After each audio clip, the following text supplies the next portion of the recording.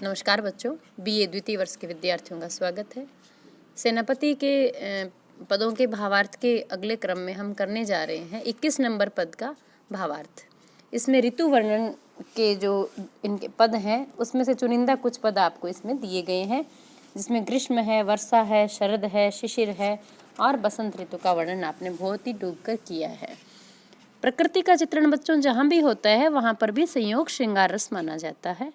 और प्रकृति का वर्णन करते समय यदि प्रकृति के ऊपर मानवीय भावों का यदि आरोप लगा दिया जाए, यानी उनको मनुष्य की तरह उनके व्यवहार को बताया जाए, तब वहाँ मानवीकरण अलंकार होता है। यहाँ गर्मी का जो मौसम है, गर्मी की जो ऋतु है, उसका चित्रण सेनापति ने किया है। क्योंकि गर्मी में आप देखते हैं कि बड़ा भयंकर सूर्य तपता है, बड़ी भयंकर लूएं चलती है, एकदम आग बरसाता है सूर्य, चारों तरफ त्राही त्राही मची रहती है और व्यक्ति छाया को ढूंढता है, ठंडी हवा को ढूंढता है। और दोपहर के समय में तो एकदम से हवा बंद हो जाती है। गर्मियों में तो जैसे यूँ लगता है जैसे हवा भी कहीं आराम करने के लिए चली गई है। अब हवा भी कहीं आराम करने के लिए चली गई तो आराम करना तो मनुष्य का स्वभाव है, तो वहाँ मानवीकरण अलंकार हो जाता है। अब यहाँ कवि कह रहे हैं कि वृक्ष को तरणी, तरणी माने सूर्य, तेज सहसो किरणी करी, सहसो माने हजार किरण, हजारों किरणों के साथ वृष राशि का जो सूर्य है वो बड़ा भयंकर हजारों किरणों के साथ चमक रहा है, तप रहा है। ज्वालन के जाल विकराल बरखत है, बरखत माने बरस रहे हैं ज्वालाओं के, यूं लगता है जैसे कोई अग्नि के जाल बड़े विकराल, बड़े भयंकर आकाश से लगातार बरस रहे हैं। तचती धरनी, तचती यानी तपती, तपती धरा जो है वो भयंकर तप रही है।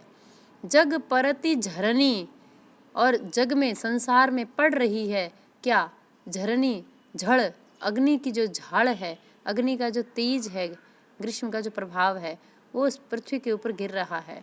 सीरी, सीरी माने शीतल, ठंडी, छाह को पकड़ी, ठंडी छाया को पकड़कर, ठंडी छाया के सहारे, पंथी पंछी बिरमत है, पंथी जो राहगीर है, रास्ते में जिनको आना जाना पड़ता है गर्मियों में, वो राहगीर और पंछी जो बेचारे पक्षी हैं, ये सब उस छाया की शीतलता को पकड़कर बिरमत, बड़ी मुश्किल से अपने आप को बिलमाए हुए हैं, उसी के सहारे वो वहाँ पर टिके हुए हैं और घूम रहे हैं।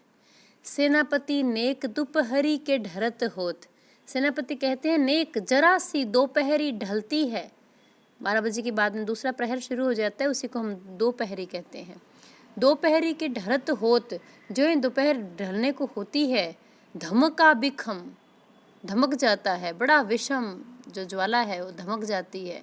जो न पात खरकत है, दोपहर के समय हम देखते हैं 2 ढाई 3 बजे के बाद में तो कि ऐसा सन्नाटा फैलता है कि एक पत्ता भी नहीं खड़कता, हवा एकदम बंद हो जाती है, चारों तरफ सबके पसीने आने शुरू हो जाते हैं।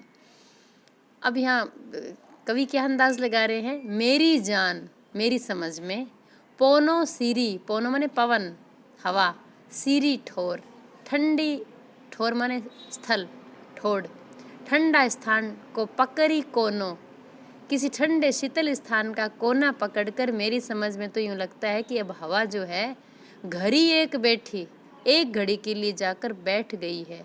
कहूँ घामे बितवत है, घामे माने गर्मी, घाम, ऐसा लगता है कि वो इस गर्मी को बिता रही है। यूँ लगता है कि शीतल कोना पकड़कर छाया भी, हवा भी कहीं छाया का कोना पकड़कर वहाँ जाकर बैठ गई है और एक घड़ी के लिए वो ऐसी गर्मी को व्यतीत करने का प्रयास कर रही है। अब बच्चों यहाँ जो पवन है, हवा का यहाँ मानवीकरण अलंकार किया गया है कि जैसे मनुष्य छाया का कोना पकड़कर थोड़ी देर सुस्ताता है, वहाँ बैठ जाता है, ऐसे एक घड़ी के लिए मानो हवा भी वहाँ जाकर बैठ गई है। तो इसमें विषम जो ज्वाला है, भयंकर जो गर्मी है, उस मौसम का बिल्कुल स्वाभाविक वर्णन किया गया, इसलिए यहाँ स्वभावोक्ति अलंकार है, मानवीकरण अलंकार है। और इसमें प्रकृति का चित्रण है इसलिए संयोग श्रृंगार रस है और अंत्यानुप्रास अलंकार इसमें है ही। और मौसम का जो चित्रण है वो बिल्कुल सटीक और विश्वसनीय है। अभी इतना ही, धन्यवाद।